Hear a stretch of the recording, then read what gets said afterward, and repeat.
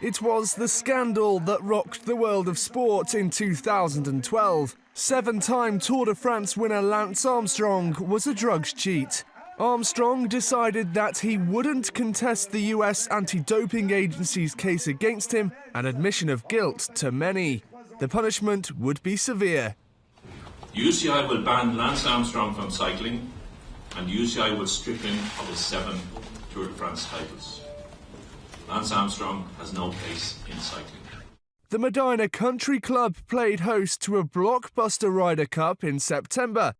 Europe were losing 10-6 at the end of the second day, but the memory of Seve Ballesteros inspired Jose Maria Olazabal's Europeans to stun the USA with an unbelievable comeback to win by a single point.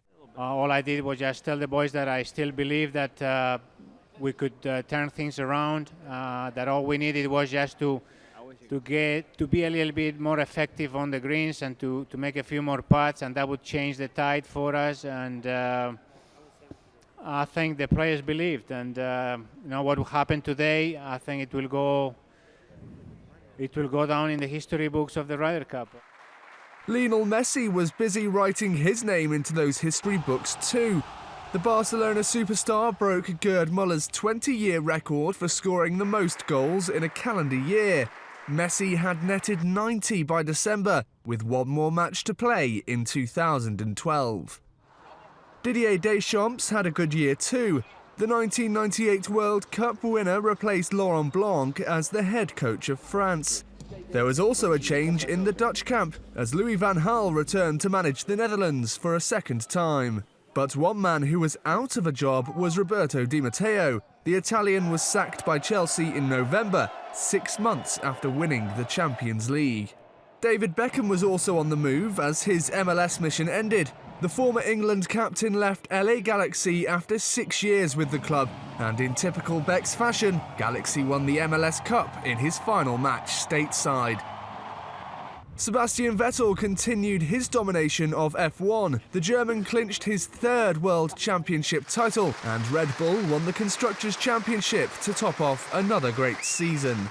Argentina were finally invited to the Rugby Union party, as they were included in the revamped Southern Hemisphere Rugby Championship, formerly known as the Tri-Nations. But almost inevitably, the Pumas weren't successful. New Zealand won the inaugural trophy with a 100% record. International cricket returned to Pakistan in October, as an international 11 played Pakistan All-Stars in Lahore. The match provided proof that Pakistan was a safe place to play cricket again, 3.5 years after the deadly attack on the Sri Lankan team convoy. In Sri Lanka, the West Indies shocked their hosts to win the T20 World Cup. NBA Commissioner David Stern provided another surprise in October. I'm stepping down, I'm not retiring. In baseball, the San Francisco Giants celebrated their 2nd World Series title in 3 years.